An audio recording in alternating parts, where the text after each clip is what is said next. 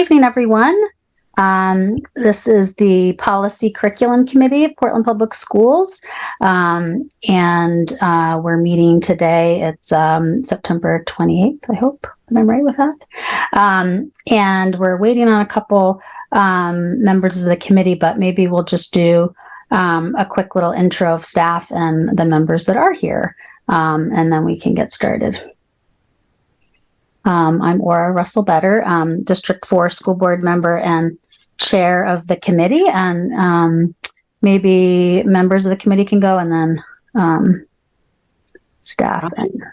Julianne Opperman, I'm District 3 school board member and a member of the committee. Nikki, yes. You want to go, Sarah, and then... Sure. Sarah Lintz, my pronouns are she, hers. I'm an at-large school board member and also the chair. And just to remind people, I do not have voting power within this committee. Member Bondo is still connecting, so if you superintendent and Jesse, you want to introduce? Sure. Aaron Townsend, deputy superintendent. Hey everyone, Jessie Robinson, Director of Curriculum Assessment and Instruction. Thank you. I know I was going to get that wrong, so I was like, I'm not even going to do the words in the right order, so thank you. Great. Thanks for being here. Okay, well, Mickey will join when, hopefully she'll be able to get on, but looks like she wasn't getting sound. Okay. Great. So we have a great agenda full of some great topics to get into today. So do you want to take it away, Aaron? Sure. Let me was just chatting with Priscilla. And actually, do we have people in the attendees? Oh, there is Priscilla. So let me move Priscilla over, even though she'll come in just a little bit. Yeah, we're excited first to spend a little bit of time talking about, as we talked about, last time, our overall kind of instructional and assessment visions, just kind of at a high level. So in a minute, I'll have Jesse speak to those and then speak a little more clearly to the specifics of kind of our assessment calendar, right, to the question of how we are tracking our data across the course of the year, our academic outcomes. So that's kind of an informational piece. Welcome, Priscilla. Yeah.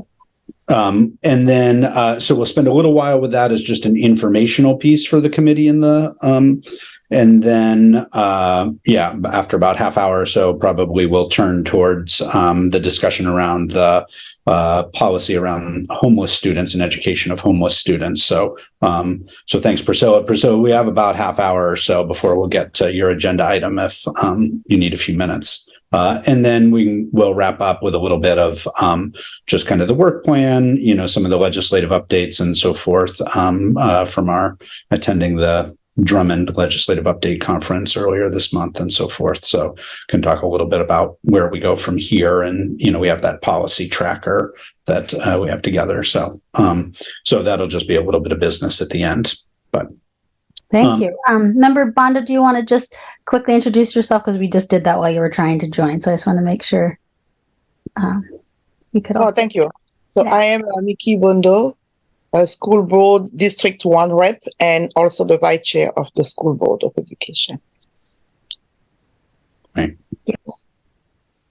So thank you, Jesse, for joining. I'm going to share my screen, right? We, attached in board docs kind of the documents related to it and figured we would just kind of quickly step through those. And then, so what we'll do is we'll look at kind of the instructional vision as a whole and then the assessment vision and pause for any quick clarifying questions there, right? And then we'll look at, the elementary and secondary assessment calendars and then kind of open it up for discussion and conversation.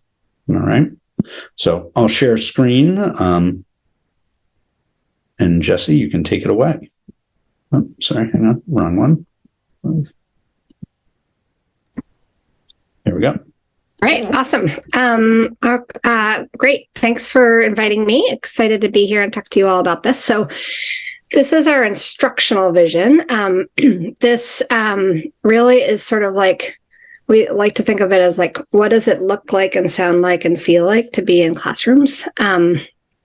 And this is aspirational, right? So this is like what we're working towards as a district, that all of our classroom, when you go to classrooms, you see these key elements. This was created very iteratively. There we go. We started with a math vision. We sort of were like, what should math look like? And if you click into those links on the right side, you can see all of our other content visions.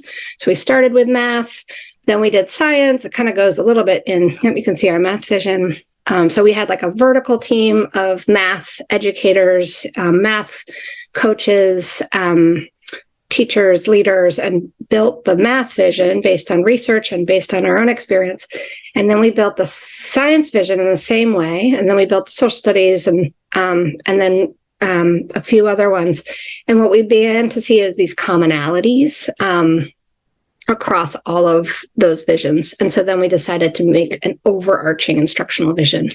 And it's really fun. I do a PD with new teachers in the summer around this. And I think it's energizing for people, like, oh, this is what, we all believe to be true about how kids learn. And so I think we could just scroll down the different key elements: inclusive classroom environment, active learning, high expectations. You can kind of see a little description there: culturally responsive teaching, assets-based approach, so making sure that we're looking at student strengths, team approach, so making sure that people aren't working in silos, right? So that we're like including special educators and ESOL teachers and coaches, and it's collaborative work. And then finally, assessments for learning, not of learning, and we'll talk about that in a minute. And so there's a brief description, and then on the right-hand side is sort of like an example of each one. So what would be a good example? Maybe scroll up a little bit. Certainly in the social studies instructional vision, it's a great example of culturally responsive teaching, where students are investigating their own identity and learning about the identity of others, and also talking about how that fits into sort of this framework of decolonization. But you can see as you go in, okay, these are illustrative examples of sort of what we're talking about here. And then, Erin, just to orient them to the next page of the instructional vision, this was, we actually, used this pedagogy of voice from somewhere else, and we adapted it to our own because we liked the framework. But this kind of shows like where we might be coming from and where we're going to. And I think that is helpful for people in sort of illustrating what we're talking about. So, in an inclusive classroom environment, we're going from a place where teacher kind of controls everything and is like, has this, a narrow agenda of where some students belonging, but maybe not everyone, to this idea that a classroom environment is really built on relationships, and that teachers and students are building knowledge together. So maybe we give them a minute or two to look this over, Erin.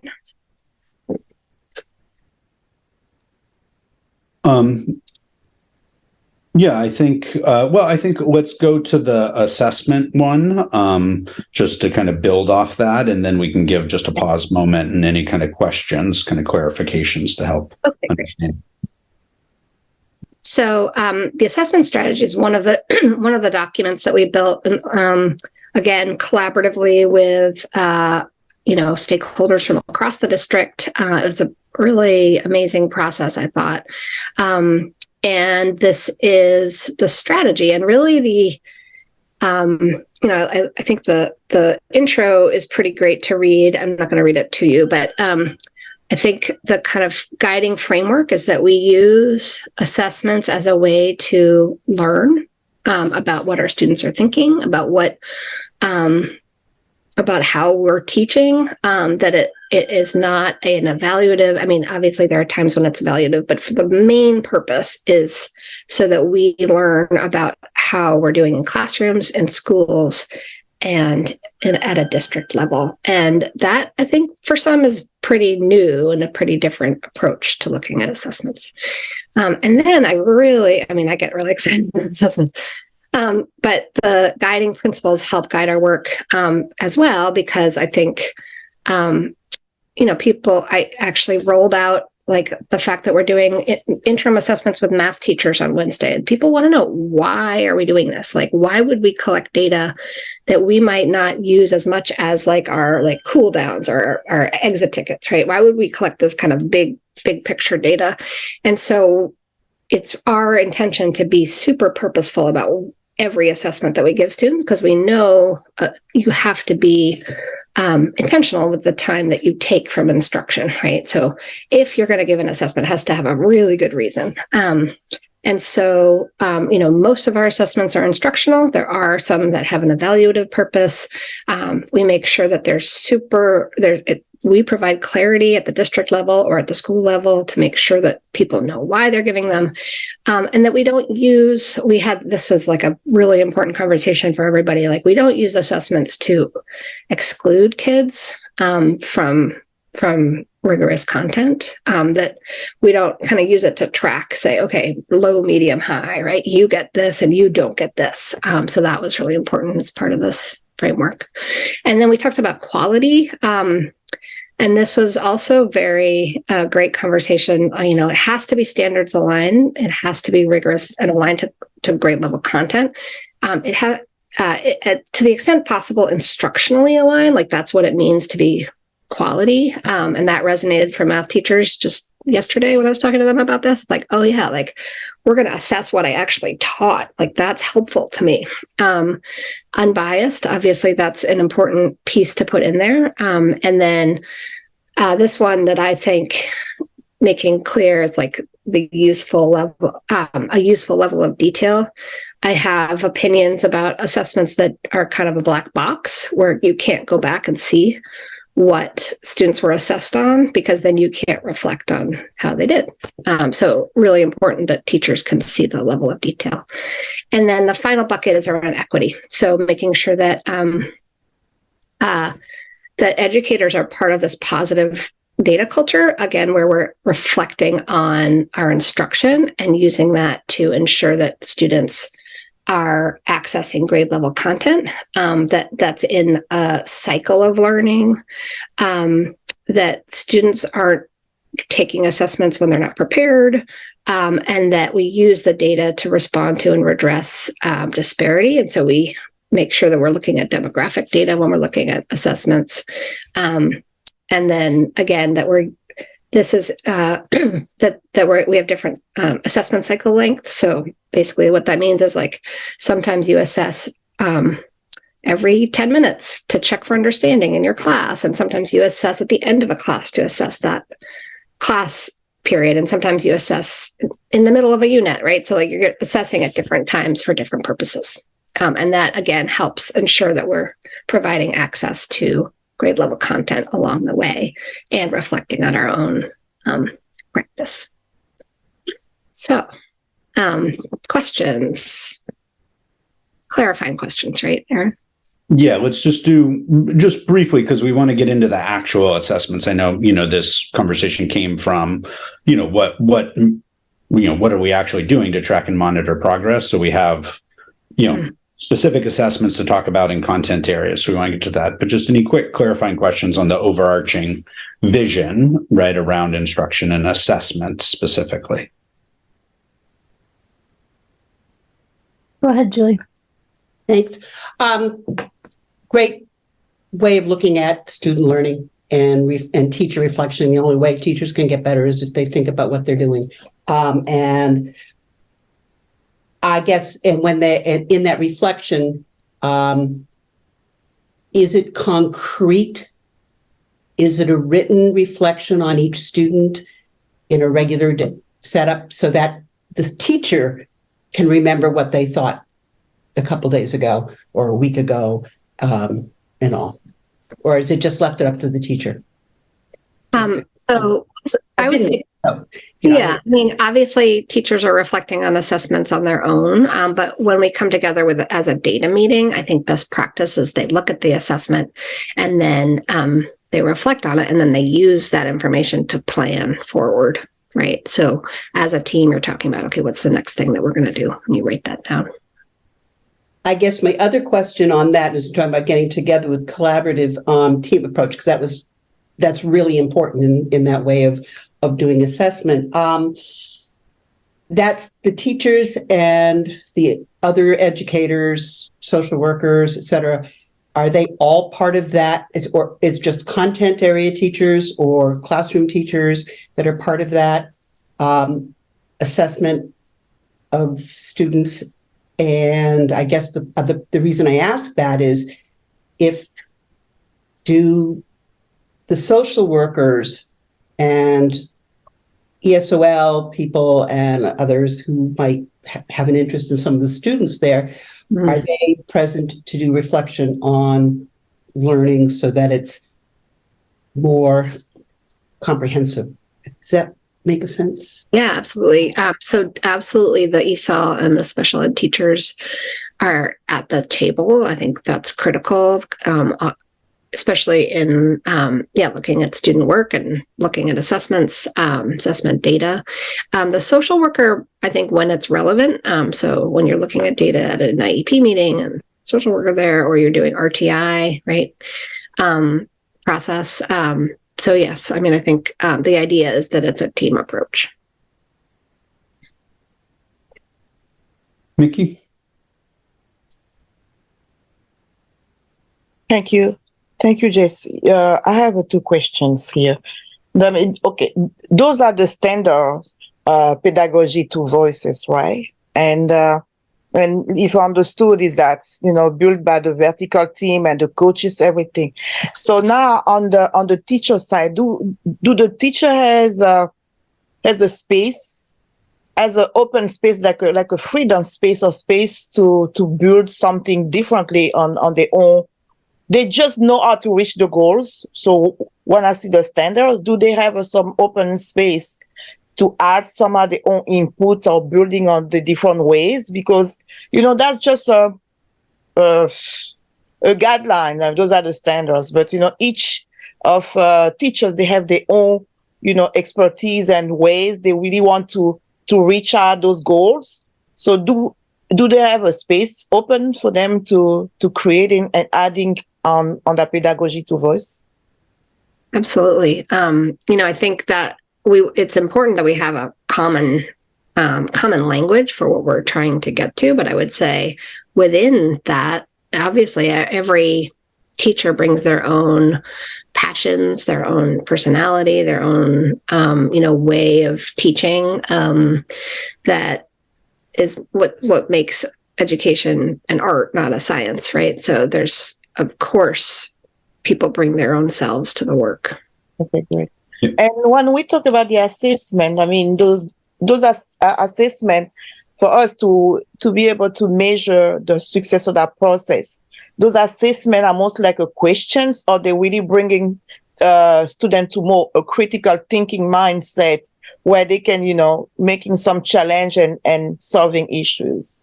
That's why we can measure, then we go into the right direction. Or it's just a question, yes or no? Maybe what we can do is transition to looking at the specific assessments, and Jesse, you could, with that question from Mickey, as we talk about the different assessments, what those look like, right? Is it just multiple choice? What is being assessed there, right? When we talk about it, so I think that's a good segue. I will say, Mickey, is where I'm calling that up, right? There is, an important tension for us to manage around that, which is always true, is ensuring there's equity of opportunity for students, right? In terms of their instructional experience, right? While still recognizing we have individuals in classrooms and teachers who are bringing interests. So there's this, then that plays a lot into, our implementation of high quality materials, right? That it's, our fundamental belief is if kids aren't presented with grade level content, they're never going to master it. They don't never even get the opportunity. And so, the tension, right, is ensuring that each kid gets, the same kind of opportunity to perform and excel, right, while also recognizing the individuality, and kind of different strengths and so forth of teachers. So, there's no like answer to that question, but both things, are true. Every kid needs to have the access, right? And everybody's unique in terms of how they kind of come to that. So, So I have a sub question for clarification. On the one on the line, I don't know which one is that. One I think is on the assessment, not capable or capable. So that means the teachers cannot. Was that? I think it's on the assessment. They cannot. Yeah, they cannot.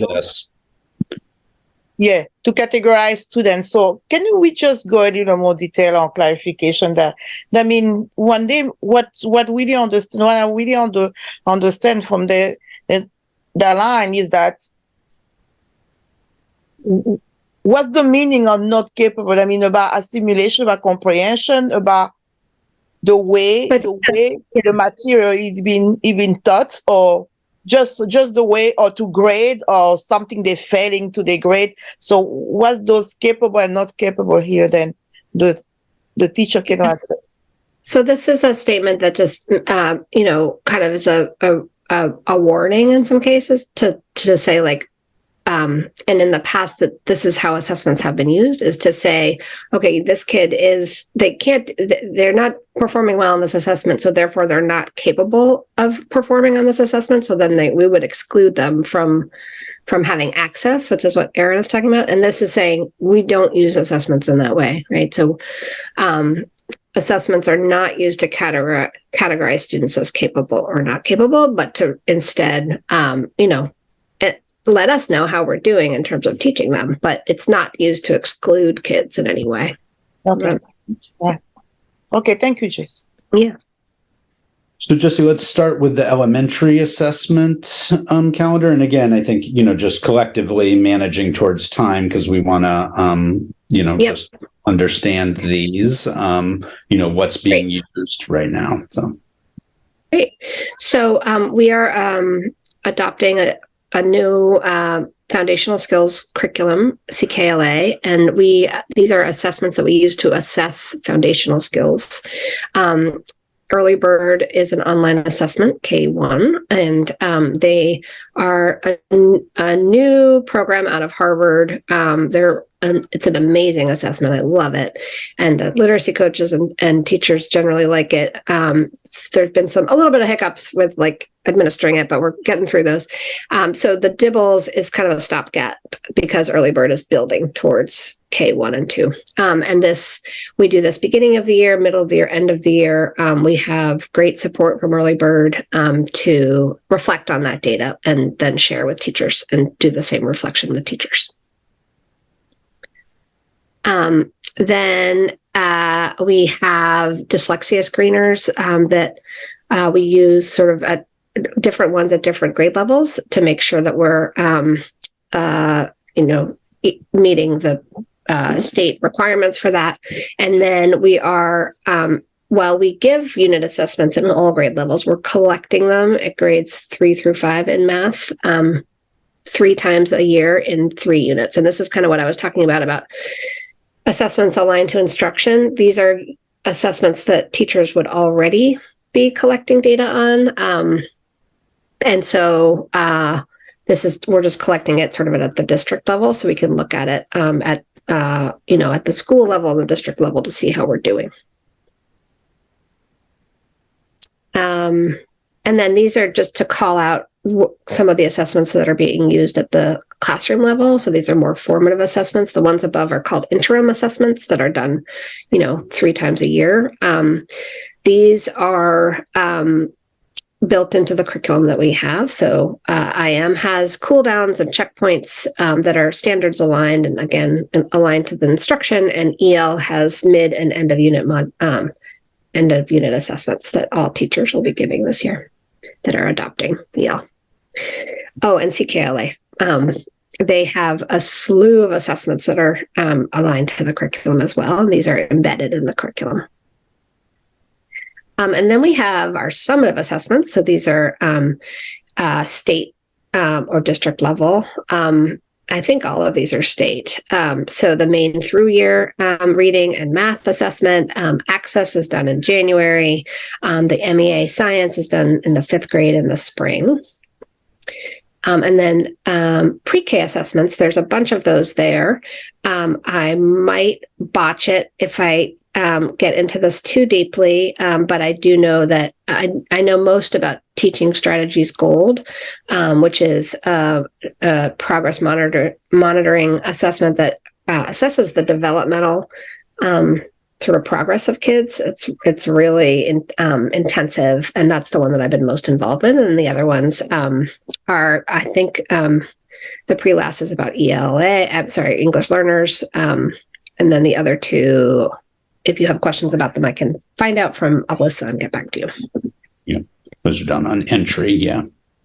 So that's elementary. We'll do an overview of secondary as well. And then, yeah, just questions and discussion. So similarly to elementary, we're doing 3 math assessments in middle school, 6 through 8. And at Deering, Casco is using they're using IM resources, but not at the same kind of level of depth as, or they're an EL school, so the math is part of their expedition, so it's a little bit different there. The literacy interims are happening 6th through 10th grade. So those are 2 or 3 times this year, at least 2 times this year. Some schools might opt into 3 times, but these are standards aligned ELA assessments. And for middle school that is using EL, this is aligned to the EL curriculum as well. So that's exciting. Similarly, in secondary, there's a summative similar to elementary, so NWEA, or that should say through year. I need to change that because they keep changing the assessment on me. Access, MEA science, and then, of course, the SAT is no longer a state assessment, but we are paying for it so that students have college access. So that happens at the 11th grade.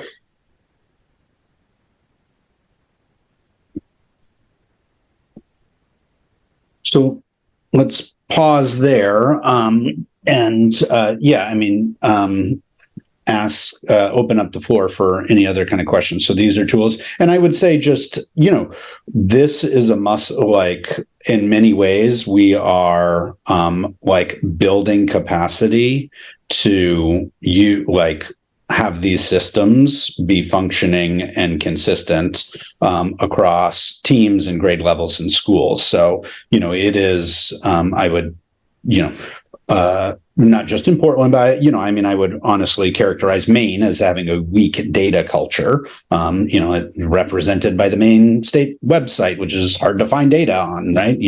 And I think that's been true for us. And so the work to kind of get to even this level of alignment, I think we have aspirations for continuing to grow this, right? And build those routines. And then obviously just some of the internal infrastructure, right? So even just with like the IM unit assessments, those are happening at the classroom level, how we collect that, right? So we'd started to make progress with Gavin and Bay and the data team. Obviously, that kind of flatlined a little bit last year, so we're excited. And I know our new data director, Matt, and data manager, Zach, have been working a lot with Jesse, right, to get systems activated so that we can play the role as a district to be bringing that data back, most importantly to the school and classroom level, right? But for us to be making assessments about how we're doing, right, kind of in our system-wide strategies and so forth. So,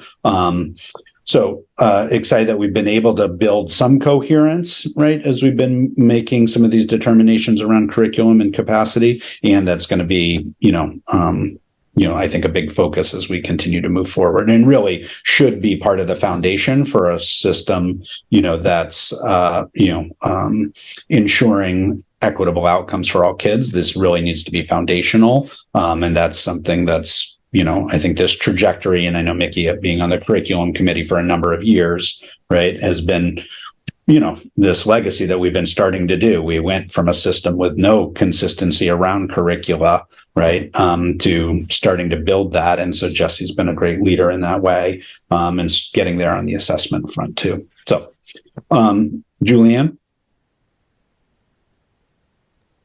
Thanks, Superintendent. Couple things. Just a real quick one. Great that we're doing the SAT. I know we're asking when students take an AP class, are they required to take the AP exam?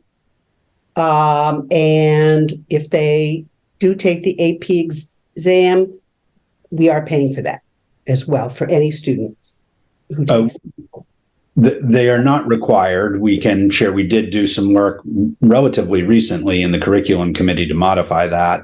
But we do provide fee waivers for students who are taking them. They're not required to, but we do provide fee waivers in the instances where needed.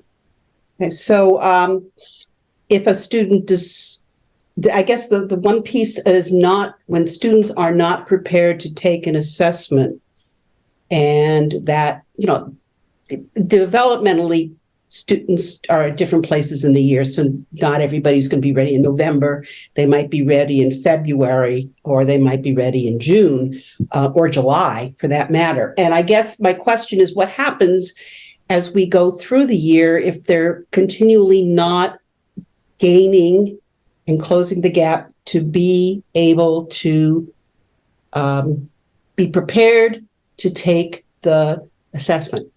So I guess that's the instructional piece. If a student is not prepared to take the assessment, they don't take the assessment. That's fine. And I understand that well, because it just frustrates them and they give up.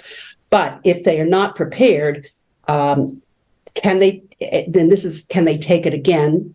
If they get to the end of the year and they are not at grade level, what do we do? And that's the other question. Help. I ask this because this is what I'm asked. I understand the developmental piece. Absolutely. Been taught for a very, very long time. And I've had students that were not ready to do November work until March. And then in March, their high school students had to cram. But a third grader, cramming is a different thing. And I worry about, the basic skills. So, I can think what you're, so I guess the assessments, are meant, like I said, to be assessments for learning. So like teachers are constantly getting information about like, what are students thinking? Why are they thinking that? What can I do to adjust my instruction? And I think we want to have tiers of support for those students. So if we wait till the end of the year to give the assessment and then we find out that they're really far behind, then we're not going to be able to support that student rate that we need to. So that's why we give them these different assessment cycles, which I know you know. But then if we notice that they're really far behind, we're not going to take them out of core instruction, right? They still need to be exposed to core instruction, but they need they might need something more. So we would provide, whether it's like, an additional support around language or around reading or around math, right? We would provide that extra support for that student, but again, still keeping them in the classes to the largest extent possible. Does that answer your question? Yeah, and I think I would say, we are working towards, and not that we get it everywhere, but we own at least 95% participation in all assessments because of that assessment for learning, right? We're and many of those interims, that Jesse was describing, have some ranges, right, of capturing performance so that, all students kind of have access to participate and we can get good data on where they're at so that we can, teachers can make adjustments in their ongoing instruction and they can be provided. We've been doing work in the elementary schools in particular recently to make sure there were blocks of time in their daily schedule that that intervention, there had been a history of pullout, right? So that they didn't remain access. So this is in addition to, right? And so that's been a body of work in our scheduling with leaders and is an ongoing one to ensure that there's space so that they could get that math intervention twice a week, right? Or something like that in addition to their IM lessons. My personal opinion is pullout is not a good idea for lots of different reasons, even though the student needs additional help and to figure out ways to incorporate it within the classroom or extend the day for the student so that they are constantly gaining every knowledge that they can gain in working with the other people in the classroom, because that is the social emotional part that the pullout I think is right. Yeah. Positive. Okay. So anyway, I'll let other people have. So I'm aware we're getting over time, and I had a couple questions too. So maybe if we can just keep it to, brief questions for the three of us, so we can move forward. But thank you, Jesse and Aaron, for the clarification. Go ahead, Mickey. Thank you. It's so quick. I know the co-instruction is happening a different period for each school and grade. So I'm just wonder if when we do the assessment, all the schools are doing the assessment at the same time, or elementary school are doing their own assessment in the same period, the middle school or high school, or each school has its own calendar or ways to do those assessments, so you can capture those data on time. You're talking about the interim assessments. We gave a window. So schools might do it on a different day, but it's within a particular window. Oh, so okay. Collect the data at the end, kind of wrap it up. Right. Yeah. Okay, perfect. Thank you, Chair. Thank you. Caroline, feel free to still ask. I just wanted to make sure. No? Okay. So I just had a couple quick things, Jesse. I was just curious in the pre-K assessments, are those all currently happening? Are those new? I mean, three of those are upon entry, part of the screening process. Yes. Okay. Right. So the first three that were listed are part of the screening process. One of them is for students who are multilingual, that pre-LAS. It's really the Teaching Strategies Gold, which is, we have been using that. Okay. And then the rest of them I was just curious if those are newly implemented in the last year or so, or are they all relative? The ones that, the two at the top are new for the screener, at least. Okay. Yeah. Yeah. Okay. Are you asking about pre-K? Yeah, just specifically the pre-K ones I was looking at. I was just curious because I didn't know of a lot of them. So, and I was guessing that the data is pretty new, right? Because we haven't been doing it. Just we'll be curious over time what those are finding. And then just a quick question more back to the instructional vision, Jesse, but I just was wondering if you could give a little, I just love the layout of all of that. And I just wondered how is that sort of vision being implemented across the district in our build? I was just, if you could just help with how does that, is it in the, I'm sure content, I'm just curious, at elementary level, middle and high, kind of how is that being encouraged or continued to be checked in about this is kind of our overarching, just to help with for us to understand. That would be nice. Like I said, we use it to kind of launch the year with new teachers, and that has been okay in terms of the guiding, what we believe about instruction. I think we use it, at touch points, when we're doing a PD and we say reminder that this is our instructional vision.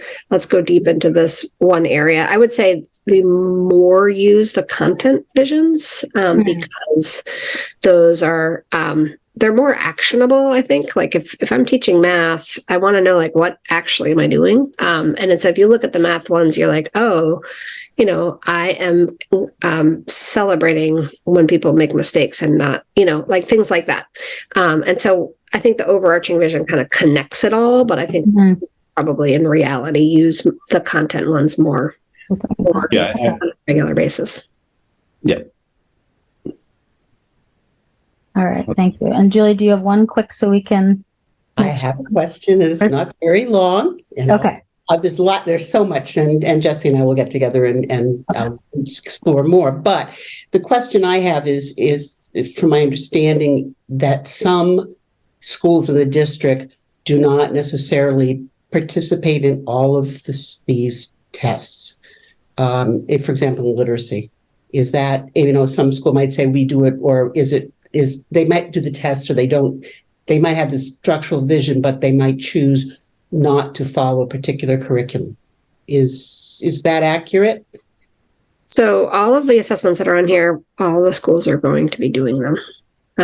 And so in terms of the curriculum, we have, at least at the elementary level, we have a 5-year rollout. So some are the people, schools are going at different paces because it's a lot to implement. So, but we're all agreeing that by a certain time, all of the curriculum will be implemented. Yeah. Thank you. Well, thank you, Jesse, for joining us tonight. And these are, hopefully, like specifically the early bird data is a little bit familiar because that was part of the literacy presentation, right, that we saw at the end of the year last year, and as we're kind of advancing forward, I know these are some of the things that we're defining as some of our kind of key results to monitor. So we'll be looking forward to, share kind of at that system level opportunities to kind of share out in terms of how we're measuring our progress through the year, and then ideally getting into this regular cadence with the Maine through-year assessment to understand. We think we'll finally have some of that data, and hopefully we'll maintain with some consistency in assessment for a little while, just so that we can actually use it to help understand where we're at and make sense of it a little more. So, so look forward to bringing this forward, again in those, in that kind of format. Great. Thanks, everyone. All right. Thanks, Jesse. Thanks so much, Jesse. All right.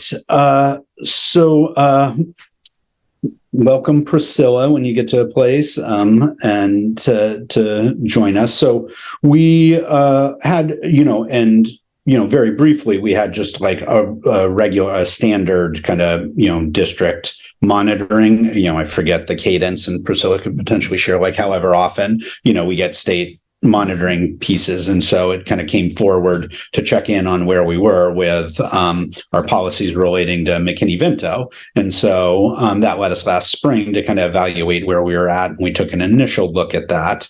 And, some of the policy requirements we have in place, but we recognized that we hadn't done any revisions to the homeless student policy since 2007. And so we wanted to update it some. There are not huge substantive updates, but, mainly one aspect of the update of kind of the proposed drafts is that, what we'd had as a policy had like policy and procedure and a bunch of stuff kind of smushed into one. And so part of what we're proposing is making that clarity of distinction of just establishing the policy and then the related procedure that is now kind of the, the model policy as it looks like, now in 2023 compared to 2020 or 2007 when that policy was last updated. So, so that's part of what you see in terms of the current. There had been no separate procedure. It was all kind of into one. So part of what we're proposing is a change, is kind of distinguishing it, kind of a high level overarching policy, and then more clarity in the procedure. One piece, though, and the piece that's flagged in red. So that's why it's not exactly like a track change, because it's just like a wholesale kind of revamping of how we're even presenting the policy for clarity's sake.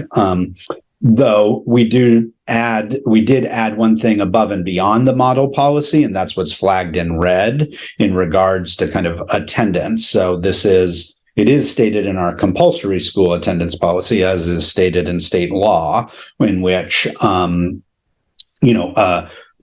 educational disruption caused by homelessness, and there are some other factors, but specifically homelessness, counts as excused absence, and students cannot be subjected to truancy, truancy kind of procedures, because of their homelessness status, right? And so we wanted to ensure anywhere anybody was looking that was kind of clear and evident. So, the recommendation, was to, just use, and we used very similar language that's in the compulsory school attendance policy to also bring that in, so that, that was present if anyone was looking at it. So to just try and reiterate that. But other than that, these kind of exist as model policies. Priscilla Bittencourt is with us. So Priscilla's been with the district for a couple of years, and our homeless, really leading our McKinney-Vento efforts, obviously has been a huge body of work over the past couple of years and all that we've experienced with our asylum seekers. So Priscilla and Grace and Annie Schneider, one of our other social workers, have reviewed these policies, and, feel comfortable with them. Priscilla, you can share whatever you want, but this is kind of what we're putting forward for kind of updating and adoption for clarity's sake around kind of how we, from a policy place, right, our obligations and what we do to support homeless students or students who are experiencing homelessness. So, we, want to kind of open it up for questions and discussion. Priscilla, before we do that, Priscilla, anything you'd want to add or share about the policies or anything? No, I mean, I just wanted to share that the monitoring that we had went great. We were in compliance with everything, all the documents that they requested. We had everything besides the policy. So it's really an updating policy. And the truancy language that I asked to add, it's really because that is the biggest struggle that I have, especially within the high school students. It is with truancy. So, and the language into the state policy, it's not really clear as well, because the state policy does say that students who are experiencing homeless cannot be truant at all, but the language should be when it's related to the homeless status. So we should be checking in with the students to find out the reasons why they're being absent, and then make a decision. So that's why I think the clear language on our policy would be great.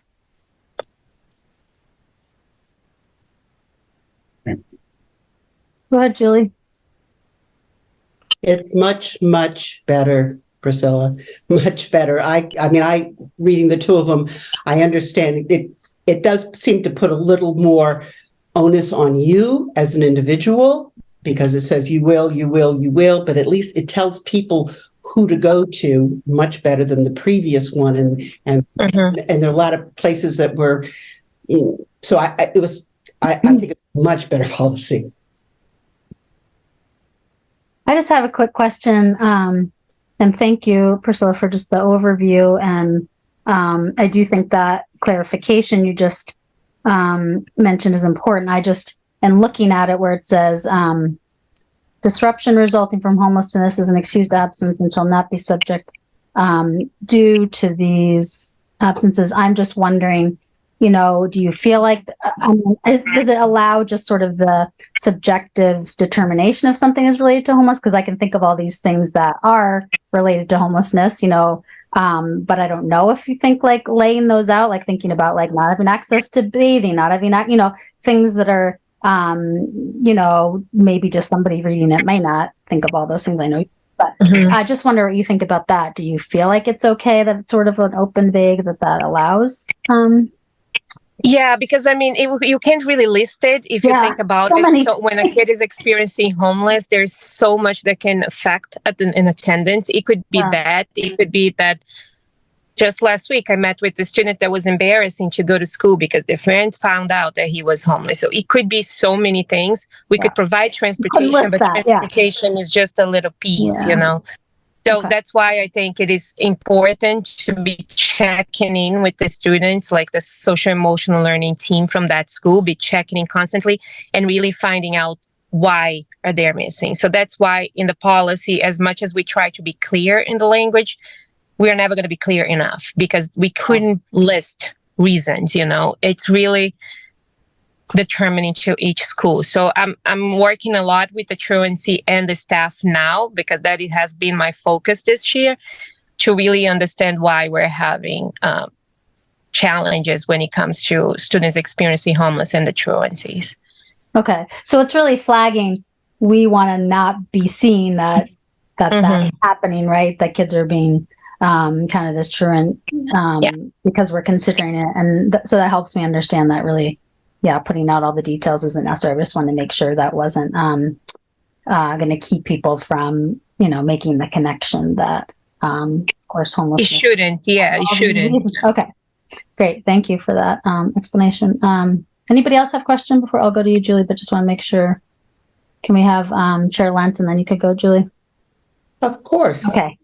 Go ahead, Sarah. Julie.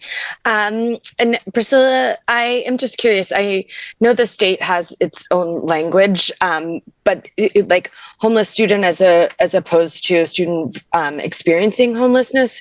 Can you talk a little bit about like the choices around language around that? Is it just to be in compliance with the state level, or could you just talk a little bit about that?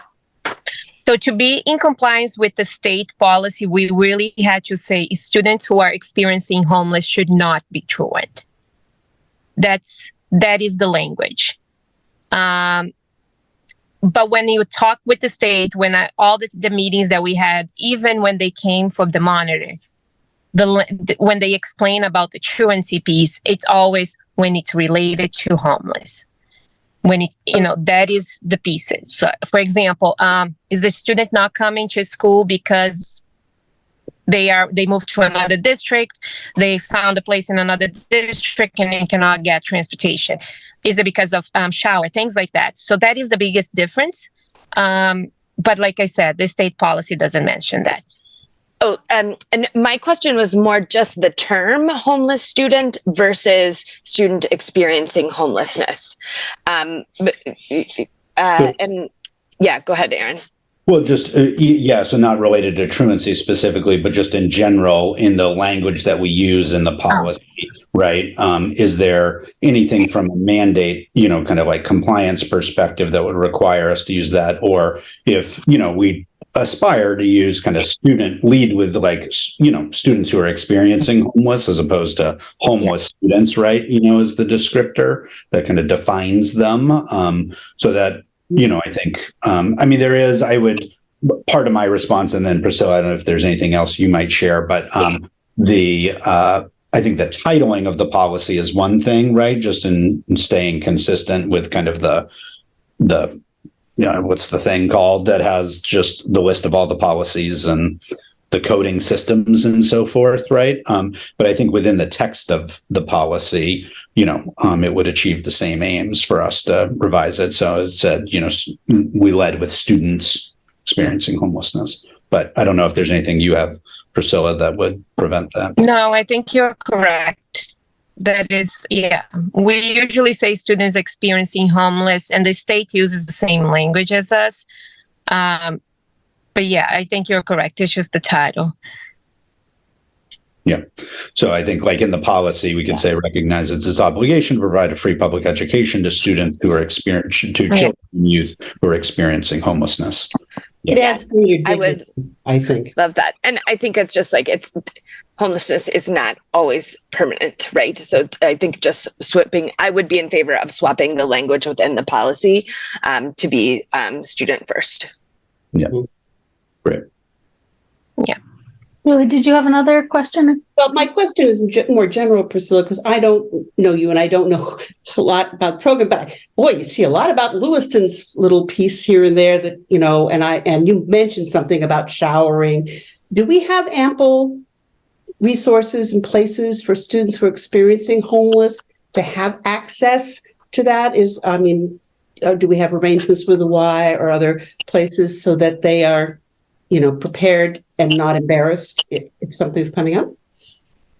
You mentioned it to shower, clothes. I know we do clothing. I know we have that kind of closets in different schools, but I didn't know if we had a coordinated way of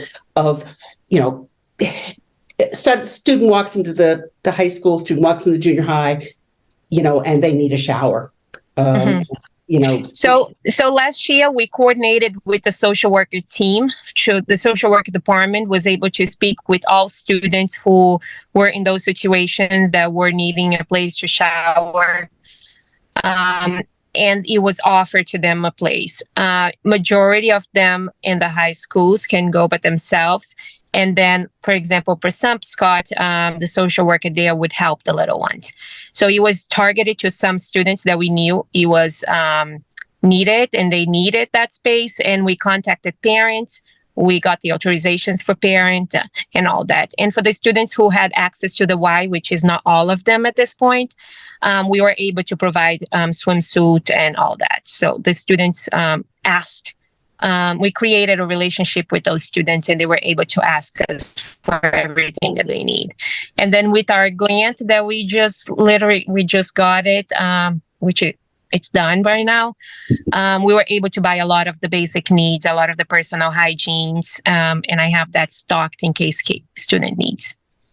And what Priscilla is referring to is the what we call the MLEH grant, the Multilingual Students Experiencing Homelessness grant, which was a state grant from some of their ESSER 2 funds, which is why it expired, tomorrow. September 30th was the final deadline. So we got, I'm now blanking on, $1 million something that we were able to use from essentially, but we had to use it from January to into September essentially. So it was pretty rapid use of funds, but we were able to buy supplies like that. That was some additional staffing we were able to bring on earlier in the year and have been able to now sustain with some of the additional investments we made in the budget, through the budget process. Beyond the budget process, is there any organization outside of the school? I know we've the foundation who can provide funding, but making arrangements for regularly providing what you need to help those students who are experiencing homelessness, whether it's the usual kinds of things needs. Do you have?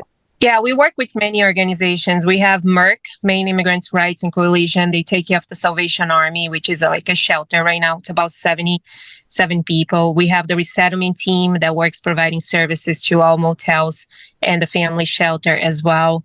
We have Family Promise at the High Street and the church. So we have quite a few organizations that work with us. And on top of that, the state also has a McKinney-Vento resource guide and a McKinney-Vento counselor that works from Gateway and from Prabhu Street, helping Portland Public School staff with the resources that we need. So it's like a guide. Whenever transportation was a big challenge for us last school year, so we had the resource team trying to figure out ways that we can manage that. So there are plenty of organizations in Portland trying to help it, but the housing crisis, it's just there, Thank you. Thank you. Did anybody else have questions or comments about the policy? Because I'm wondering. Chair Lentz had the recommendation of, I just peeked again, and it seemed like just the language of the title, but I don't know, maybe throughout the body, if there's any other place that students experiencing homeless, we could shift that language instead of if it says homeless students. But I think besides that, I'm feeling like, I just want to check in with everybody about consensus about moving this forward. Do you feel like, Aaron, there's anything? No, I think, we can definitely take that as a friendly amendment as we move forward to bringing it forward to the board. And so when we would have first read to have those changes reflected. But I think as has been stated, and as Julie said, just, really providing clarity, right, distinguishing the two. And then kind of from our local perspective, right, emphasizing the truancy piece, our goals in this. I mean, since it was really just that change too, I know Nilet's not here, but I didn't see that there was anything else, that we had to give feedback about. So, but glad to be able to update it since it hadn't been updated in 15 plus years. So, would you like a motion? Sure, you can do that. I move that we accept the proposal for this policy. With the friendly amendment of changing the language to students who are experiencing homelessness. Do I have a second? Gotta be you or me, Mickey. So second it. Second it, Mickey. Second it. All right. So the three of us who are here, looks like we're in agreement. So great. So I may coordinate. I mean, I think whether this will come just from agenda development. I mean, it's a tight turnaround to the next meeting, just given that it's Thursday. So we'll try and strategize about when's the right time to bring this forward for the first read at the board. And Priscilla, I'll keep you in the loop about when it kind of comes forward. But, good next step. And now we have some media agendas coming up, so we'll be trying to be strategic around it. And thanks for being here, Priscilla. Thank you. No problem. Thank you. Yeah. Thanks, Priscilla. No problem. Bye. Bye. Great.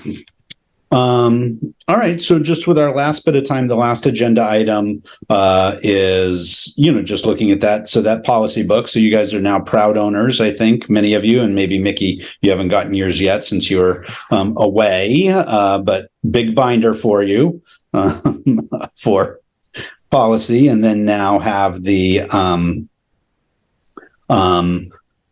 this kind of table of contents. So Kate's established kind of this running table of contents of all of the policies with even the hyperlinks to the existing versions and kind of the dates. So, in a minute, I'll kind of open it, up for discussion around that, but just, no necessary action from our part. I think it was to try and have a place where we could get some perspective of like, are there ones that are way out of date that we should bring attention to or not? Right. I think is one potential use of that. There are places where there aren't dates. Those generally are associated with either procedures or other like forms for which there isn't a date. Kate went through them all. So we're not waiting on more information. There just literally isn't a defined date associated with those. But I think all policies, I believe, have a date. And that was what Kate shared. I haven't checked every single one of those because there's a lot of them. So that's all I'll say about the tracker in a minute, and then we can kind of talk about it. From a legislative update perspective, just to share, Ryan and I attended the Drummond annual legislative update that they do a couple Wednesdays ago up in Augusta. The short version of the story is there really are two policies that will need to update only. There was a lot of legislation, but in terms of implications for policy updates. So one, just as we were talking about, relates to truancy procedure. So I'll work on that and need to include that in our calendar. It's not the policy itself, but just some of the procedure as it relates to truancy. So that's one. And then the other is now, and this has been a couple years, we knew it was coming, but there have been changes to the kind of state laws and regulations around restraint and seclusion. And so we have updates to that policy. I think it's JKAA that we'll need to adopt. So there had been initial changes to that law in 2021, and there were further, it was kind of pending. We've been waiting for rules for some time since that time to be able to inform those changes. So that's part of what's now kind of happened. So those will be two that we need to kind of agendize in our process to kind of update. So not a huge number, but, both important policies for us to kind of update. So, there's a lot of other legislation around operations and just a variety of things, but nothing that had a specific policy implication that we needed to update.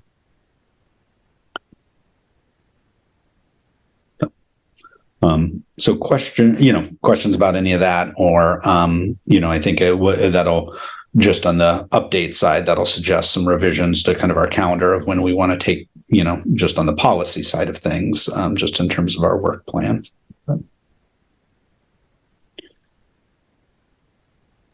Any questions about the tracker, or I can bring it up if that's helpful. Go ahead, Sarah. I'm just thankful for the tracker, Erin. I think it, especially for new board members that will be coming on this winter, I just appreciate that. And I'm also just wondering kind of if this committee, or if I could just get a sortable version so that I can start to put my head around like how many haven't been updated for some time, or if this committee will do that. Like, I guess I'm just like, okay, we have the tracker, then how do we connect it to the work of this committee? You want to be able to have a live copy so you could sort it by date. Yeah. I can send you, it's an Excel doc. So we can share that. And maybe we'll include it just for all board members for reference, we can include it in a board update. And yeah, I think the suggestion may be, just as we're, and again, being mindful of our capacity, I know, just conscious of, and we'll see how we take this conversation up. I know we've talked about it a couple times here, but just, we're doing both policy and curriculum. So know that, we could have spent a whole meeting on the assessment strategy, right? But, in our last work plan meeting, trying to have a policy topic and a curriculum topic, each meeting is kind of our working strategy here. So we'll have to just think about prioritization for even if some of, as we look at what maybe are some super old policies, but it should inform our work plan. So it'd be good for members of the committee to kind of look at that and see if there's anything from your perspective that feel like we should prioritize, in terms of our work plan, over the course of this year. Awesome. And I just appreciate the efficiencies in that tracker of having the policies linked. It just feels like a great tool on top of being information that we need. So just thank you for getting that done, Aaron. Yep. I'll pass the thank yous along to Kate.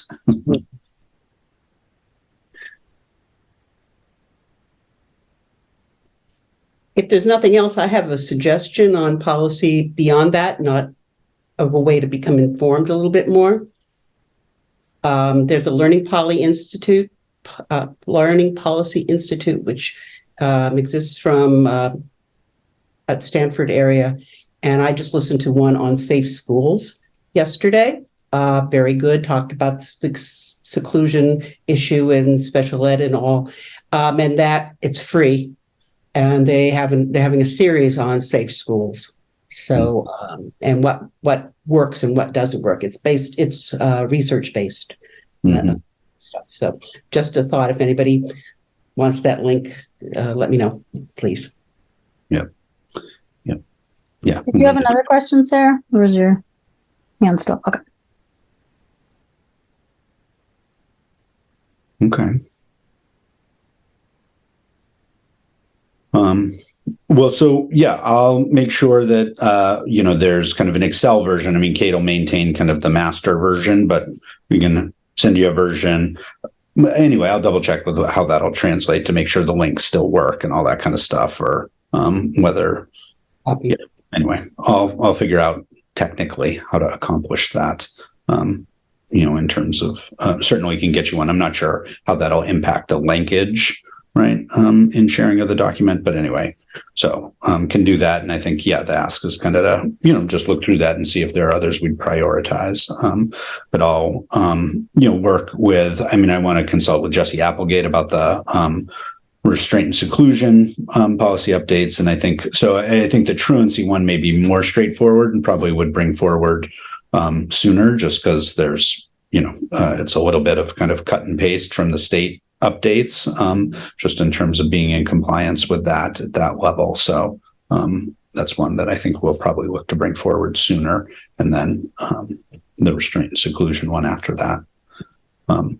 But we had teed up, just in terms of our work plan, I'll try and do this. And as we adjust, in board docs and the upcoming meetings, I added the sheet that we had looked at last time as just kind of our work doc in terms of work plan of what we're, had discussed kind of talking about in upcoming meetings. So I'll continue to do that as we move through the year and make any adjustments. We had talked about coming back to the high school design update for our October meeting, and there were some small adjustments to graduation policy that we were potentially then going to bring back. Just felt like it potentially made sense to engage on both of those things at once.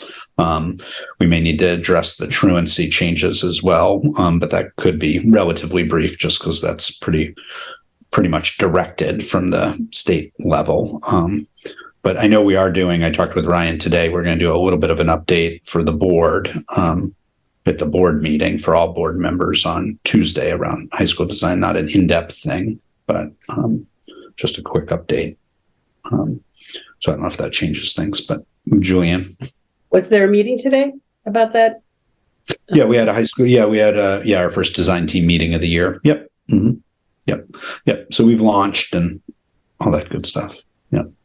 Erin, can I just clarify? Were you going to look at the recommended policies checklist with us, or no? I didn't know if asking a question about. Oh that. no, I just was resources. I added there. Just resources for you all and making sense of kind of the policy tracker in our policy book. So I didn't intend to do anything, but now have kind of surfaced the coding system, right? And now to go with that, just understanding, because not all policies are required, right? My eyes just went to the required ones, and then I realized I don't know. Do we have down when these are required to be updated? That list at the bottom. Some of those I know we do the LAU plan, but a lot of those I'm not clear where we're at with. Do we have a date for those, or that's that list of the required? The list of required plans.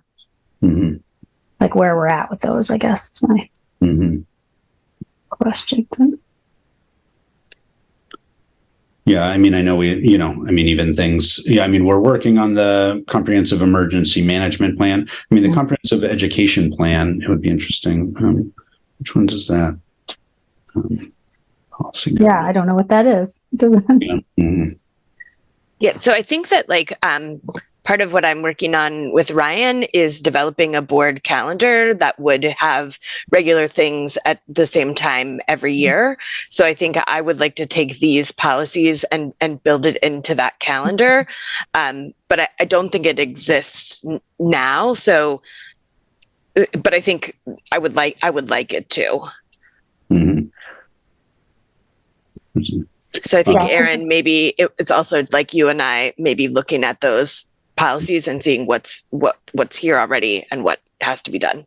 Because of course I see pest and I'm like, oh, I have no idea, but that doesn't jump out to me as opposed to some of the other. But I just knowing the priorities, I guess, of those would be helpful, and where in the time frame of when they were are they supposed to be updated at that, that would be helpful to just kind of at least for that list, even though the whole list has a lot of really important things, right? So and just acknowledging that probably some of those can just be done in a batch, kind of like we do summer hiring policy and things like that, that it's basically the same thing every year and won't be changing. But I do see this as kind of a priority to get our arms around this and make a plan to either update them or pass them as they are. Yeah. Okay. Yeah. And we do, there is the school mess anyway. That helps, even that part, Erin, because I didn't know if that meant all of those need to be updated, but it may be the case that they don't, but they just have to be moved forward, right? So. Yeah.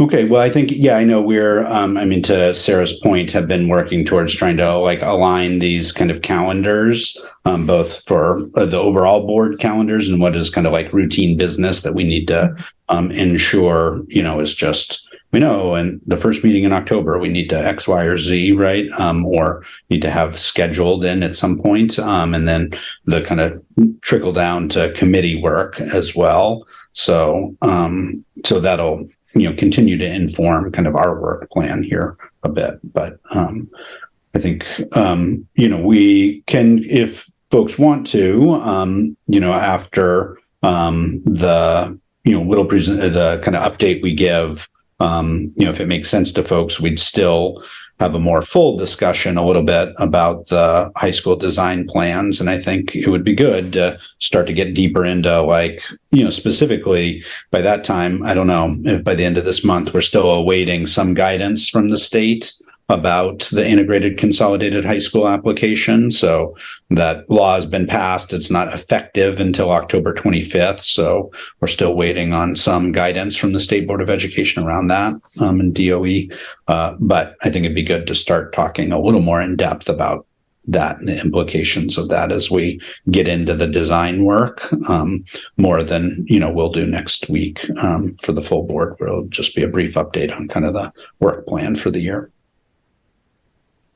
So I think if that makes sense, I think let's keep that on the agenda. Just even as we got into it in the first design team meeting today, I think it'll be good to be having that conversation here with the board as well. Because I think the design team even was like, whoa, okay, 9 through 16 integrated consolidated high school, like starting to really grapple with what we're talking about. Great. Any other last questions, comments? We can wrap up a little early. Thank you for the great work here. Would anyone like to make a motion to adjourn for the evening? No, we'll just stay. Okay. Second by Mickey. All right, great. So our next meeting is October 24th, and we're adjourned a little early at 6:48. Thank you, everybody.